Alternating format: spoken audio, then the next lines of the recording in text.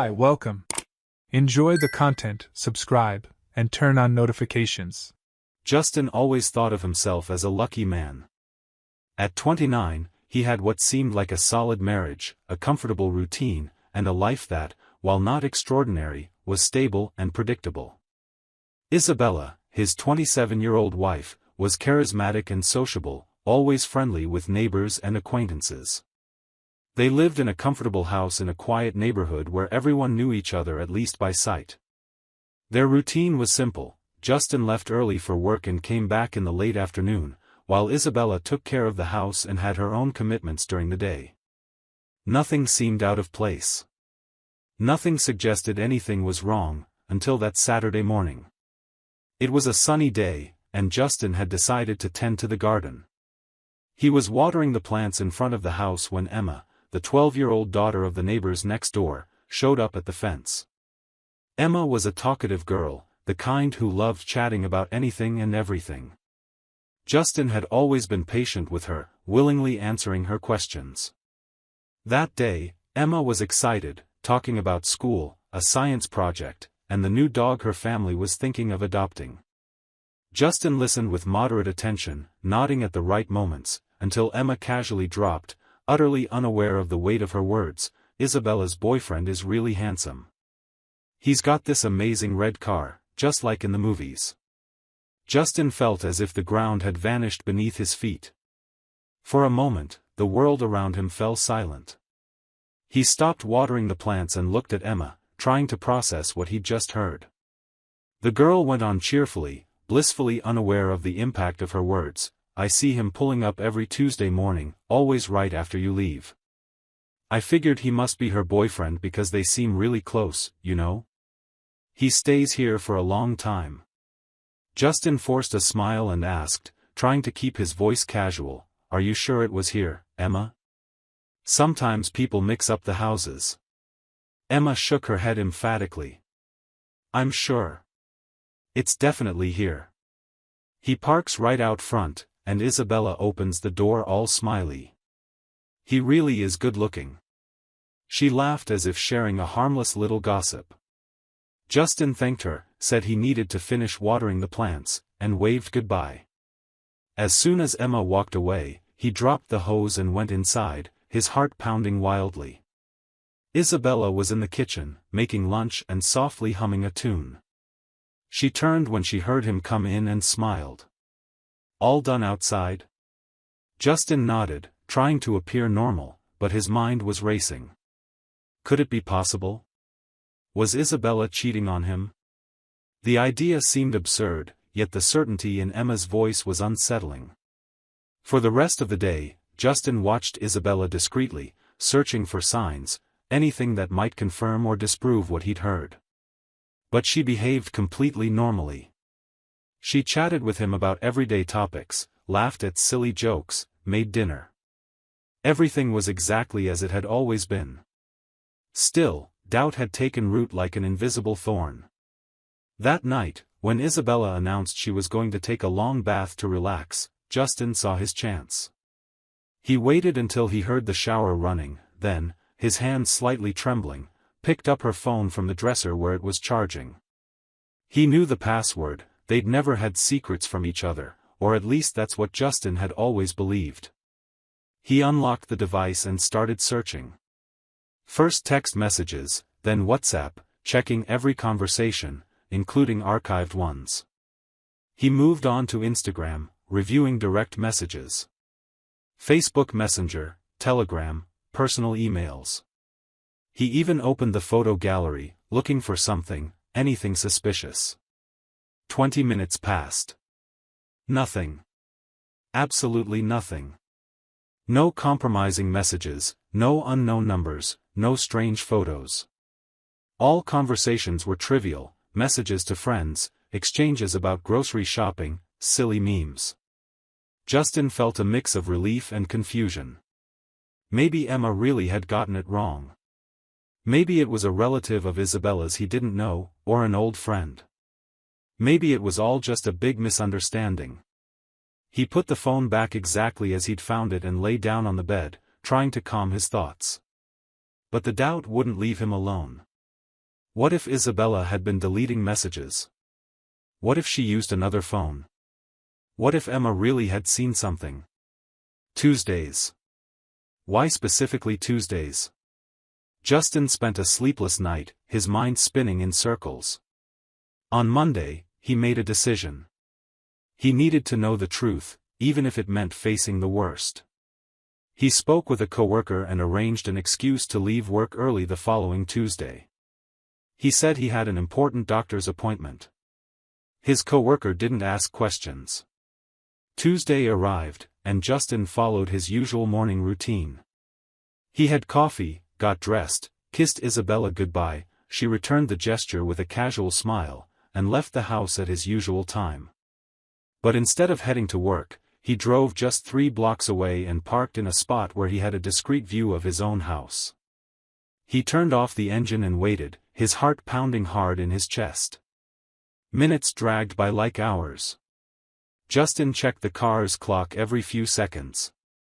9 o'clock. 9:10. 9:15. He started thinking maybe there was nothing after all, that he was wasting his time, that he should just go to work and forget this whole paranoid mess. But then, precisely at 9:20 a.m., a sleek red sports car turned the corner and parked right in front of his house. Justin's stomach turned. A young man stepped out of the car. He was handsome, Justin had to admit it, tall, athletic, dressed in expensive casual clothes. He looked no older than 23 or 24. The guy glanced quickly around, as if checking whether anyone was watching, then rang the doorbell. The door opened almost immediately. Isabella appeared, dressed casually but put together, her hair loose, light makeup on. She gave the young man a wide, radiant smile, the kind Justin hadn't seen directed at him in months, maybe years. They chatted briefly at the doorstep, laughing at something, and then the guy stepped inside. Isabella looked quickly up and down the street before closing the door behind them. Justin sat frozen in the car. Part of him wanted to burst out and storm into the house right then and there, but another part, the rational part that was still functioning, told him to wait. He needed to be absolutely sure what was going on. Maybe it really was just a friend. Maybe they were only talking. But deep down, Justin already knew the truth. He could feel it weighing on his chest like a stone. 15 minutes passed. Every second was torture. Justin gripped the steering wheel so tightly his knuckles turned white. Anger began replacing the initial shock, not just anger at her, but at himself for being so naive, so trusting, so blind. Finally, at the 20-minute mark, he decided he couldn't wait any longer. He got out of the car, closed the door softly, and crossed the street with determined steps. He used his key to open the front door, turning the lock as quietly as possible. The house was silent except for a faint sound coming from the living room, muffled laughter, whispers. Justin walked down the hallway, each step measured and controlled, though his heart was racing. He stopped at the living room entrance and looked in. What he saw shattered any hope he might have still held on to. Isabella and the young man were on the couch, the very couch where Justin used to watch TV, the couch they'd bought together 2 years earlier. They were tangled up, kissing intensely. The guy's hands were on her waist, sliding up her back. Her hands were in his hair, pulling him closer. They were so absorbed in each other they didn't notice Justin's presence until he said, in a controlled voice heavy with cold fury, "I hope you two are having fun." The effect was instantaneous. They sprang apart as if electrocuted. Isabella brought a hand to her mouth, her eyes wide with pure terror. Her face literally went pale. The young man, Charles, Justin would learn his name later, also turned ashen, trying to stand up and stumbling over his own legs. He looked at Justin, then at Isabella, then back at Justin, clearly trying to process what was happening. Justin took 2 steps toward Charles, and the young man instinctively backed away. Justin's voice was low, deliberate, each word loaded with contained threat. "You have exactly 5 seconds to get out of my house before I do something we'll both regret." 5. 4. 3. Charles didn't wait for 2. He grabbed his car keys from the coffee table and literally ran for the door, slamming it so hard against the wall it echoed. Seconds later, the sound of his car speeding away echoed down the street, probably waking neighbors who were still asleep. Justin then slowly turned to Isabella, who stood frozen on the couch, trembling, tears already streaming down her face. She opened her mouth to speak, her voice breaking into a whisper. "Justin, I can explain, this isn't what you think. We were just..." He raised his hand, cutting her off. "No. You're not going to explain anything because there's nothing to explain. I saw it. With my own eyes." Isabella began sobbing louder, trying to get up from the couch. "Please, just let me talk. It was the first time, I swear. I was confused. I didn't know what I was doing." Justin interrupted her again, his voice still low but as unyielding as steel. "You're going upstairs right now, packing your things, and getting out of my house. I don't want to hear excuses, I don't want justifications, I don't want to hear a single word from you." Isabella stood up, swaying slightly, tears flowing freely. "Justin, please, don't do this. We can talk. We can work this out. I love you." This was a mistake, a moment of weakness. Her voice grew higher, turning frantic. "You have 10 minutes, Justin said, pointing toward the stairs. "Pack your things and leave. Don't make me repeat myself." Isabella saw from his expression that there was no room for negotiation. She walked up the stairs weeping, stumbling on the steps, and Justin followed her, stopping at the bedroom door. He watched coldly and distantly as she threw clothes into 2 large suitcases, still sobbing uncontrollably. She kept trying to speak through her tears. "Please, Justin, forgive me. I don't know what came over me. It was so stupid. I love you so much. We can get past this, please." Justin didn't respond. He just stood there, arms crossed, waiting for her to finish. When the suitcases were full, though disorganized, with clothes spilling out the sides, he gestured toward the door. Isabella walked down the stairs dragging the suitcases, each step accompanied by loud sobs. At the front door, she turned one last time, her face swollen from crying, eyes red and desperate. "Justin, where will I go? What do I do now?" He opened the door fully and said, without a trace of emotion in his voice, "To your mother's house. To his house. To wherever you want. I don't care. But it won't be here." Isabella stood there for a few more seconds, as if still hoping he'd change his mind, tell her it was all a nightmare, that they could talk. But Justin simply held the door open, waiting. Finally, she picked up the suitcases and walked out, crying loudly, dragging them down the sidewalk while some neighbors, including Emma and her mother, watched discreetly from their windows.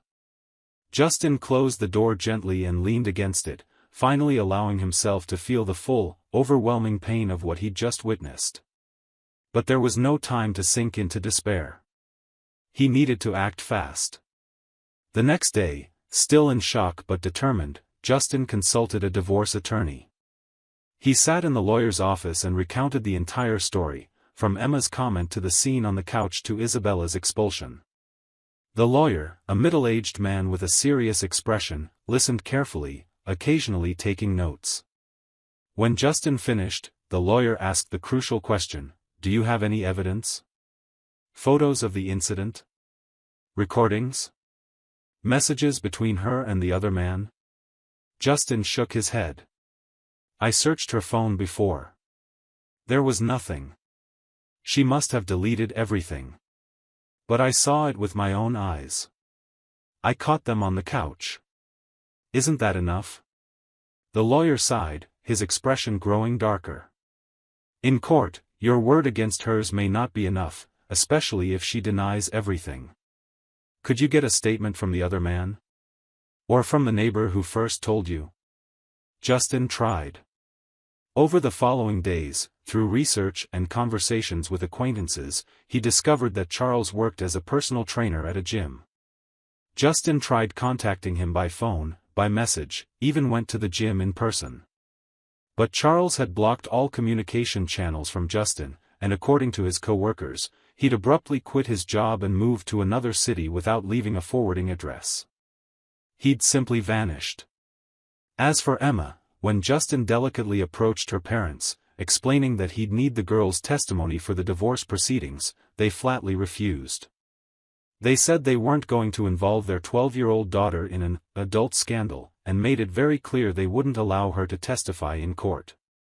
Justin understood, they were good neighbors, just protecting their child, but that left him without witnesses. The divorce proceedings officially began. Isabella hired a lawyer, and her response came days later. She vehemently denied any infidelity. She claimed Charles was just an old friend going through a difficult personal time and that she'd been offering emotional support. She alleged that Justin had verbally abused her and kicked her out of the house without justification, acting on irrational jealousy and paranoia. Her lawyer portrayed Justin as a controlling, possessive, and emotionally unstable husband. Justin was shocked when he read the documents. It was as if they were talking about someone else, another marriage, another reality. But it came down to his word against hers. And without concrete evidence, the case turned into exactly that, he said, she said, dispute. Months dragged on. Hearings, paperwork, depositions. Isabella cried in court, telling a story of a difficult marriage in which she felt emotionally neglected, claiming Justin had controlled and isolated her. Her lawyer was good, very good. He made it seem like Justin had overreacted violently to an entirely innocent situation. The judge, a tired-looking man who'd probably seen hundreds of similar cases, listened to both sides. Without material proof of infidelity, no photos, no videos, no messages, no willing witnesses, he couldn't legally accept the affair as a proven fact. He ordered an equal division of assets, as required by law. The house had to be sold, and the proceeds were split evenly. Justin was furious, feeling betrayed not just by his wife but now by the legal system as well. But the worst was yet to come. Through her lawyer, Isabella requested spousal support. She claimed she'd sacrificed career opportunities and professional development to manage the household and support Justin's ambitions, and that she now found herself in financial vulnerability without adequate means to support herself. She submitted documents showing her income was significantly lower than Justin's. Justin's lawyer argued against it, but the law was clear. The judge, considering the income disparity and claims of economic dependence during the marriage, granted the request. Justin would have to pay monthly alimony to Isabella until she became professionally stable again, which could take years. There was no set end date. Justin left the courthouse completely stunned. He sat in the back of the taxi taking him home. He didn't trust himself to drive at that moment, and felt a rage so deep he could barely breathe. He'd personally caught his wife cheating. He'd confronted the other man and thrown him out of his house. He'd exposed the infidelity and ended the marriage immediately. And yet, he was being financially punished. He'd have to pay, month after month, the woman who'd betrayed him. The injustice was suffocating, unbearable. In the months that followed, Justin had to rebuild his life from scratch. He rented a small apartment in a more modest neighborhood, sold the car he loved and bought a cheaper used one, cut expenses to the bone. And every single month, without fail, he deposited alimony into Isabella's account. Each payment was a fresh stab, a constant reminder that the system didn't care about the truth he'd witnessed. 2 years passed since the divorce. Justin had, with great effort, started to rebuild his life. He'd been in therapy, focused on his job, slowly returned to socializing. He was still paying alimony monthly, each deposit hurting a little less than the one before, but still hurting. It was through mutual acquaintances that Justin learned Isabella was in a serious relationship with a successful businessman. Over the following months, he began noticing something that caught his attention: Isabella's social media accounts, once discreet, were now filled with ostentatious posts. Photos at expensive restaurants with fancy dishes and imported wines. Trips to paradise destinations, Caribbean beaches, luxury resorts in Europe, 5-star hotels. She appeared wearing designer clothes, brand-name handbags, expensive jewelry. In one post, she stood on a yacht, champagne flute in hand, beaming. In another, she posed in front of an imported car with the caption, "New gift." And all the while, she continued receiving his alimony every month. Justin felt his old anger return with full force. She was living like a celebrity partly at his expense, pretending in court that she still needed financial support. He decided to act. He began systematically documenting everything. He took screenshots of every post, saved each photo with date and time stamps. He compiled a complete dossier showing a clear pattern of luxury living, dozens of dinners at upscale restaurants, at least 6 international trips in a year, expensive gifts, designer clothing, all meticulously organized and dated. Armed with the dossier, Justin scheduled an urgent meeting with his lawyer. He laid the printed evidence on the table, showing trip after trip, restaurant after restaurant, purchase after purchase. She claimed financial vulnerability in court, but look at this, Justin said, pointing to the photos. This isn't the life of someone who needs alimony. The lawyer examined the material carefully, a slow smile forming on his face. This is exactly what we needed, substantial change in circumstances. She clearly isn't in need anymore. He immediately began preparing a motion for judicial review, attaching all the collected evidence. The motion was filed with the court. When Isabella was notified, she panicked. She quickly tried to delete her social media posts, but it was too late. Justin had everything documented and time-stamped. Her lawyer argued the photos were old, that she'd merely been visiting her boyfriend, that they didn't reflect her financial reality. But the evidence was overwhelming and recent. The judge, reviewing the photographic dossier, was visibly displeased.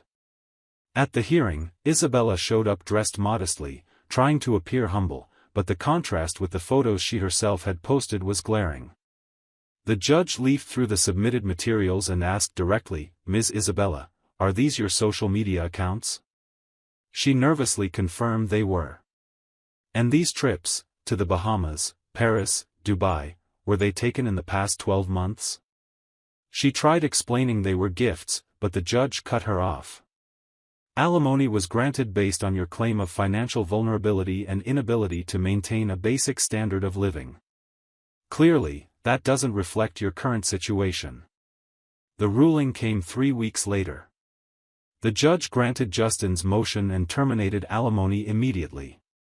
He further ruled that Isabella had no right to retroactive payments or compensation. The justification was clear: she'd benefited financially while living a luxurious lifestyle, which constituted an improper exploitation of the court order. Justin walked out of the courthouse feeling something he hadn't experienced in years: justice. Finally, after all that time paying for a betrayal he'd witnessed firsthand, after financially supporting the woman who'd cheated on him, the cycle was over. It wasn't a complete victory, he'd never recover the money already paid or the years of bitterness, but it was closure. Isabella would now have to live entirely on her new partner's support or her own resources, with no more help from him. In the months that followed, Justin noticed Isabella's flashy social media posts had completely stopped. Her accounts went private, then silent. Through acquaintances, he learned her relationship with the businessman had ended shortly after the alimony was cancelled. Apparently, he wasn't so interested once he realized she no longer had that guaranteed extra income. Isabella had gone back to working full-time in a position well below what she'd held before her marriage. Justin, on the other hand, finally began breathing easy financially. Free from the monthly alimony burden, he was able to save, invest, and truly rebuild. 2.5 years after the alimony was cancelled, he was in a healthy relationship with someone who genuinely valued him, had bought his own apartment, and was authentically happy. The lesson Justin learned was bitter but valuable: justice isn't always immediate, but persistence and documentation can eventually bring balance. And it had all started with a 12-year-old girl who, innocently, mentioned that his wife's boyfriend was very handsome, a revelation that, while initially painful, ultimately freed him from a life built on lies. Thank you for watching the video. If you enjoyed it, don't forget to subscribe to the channel and turn on notifications so you won't miss any updates. See you next time.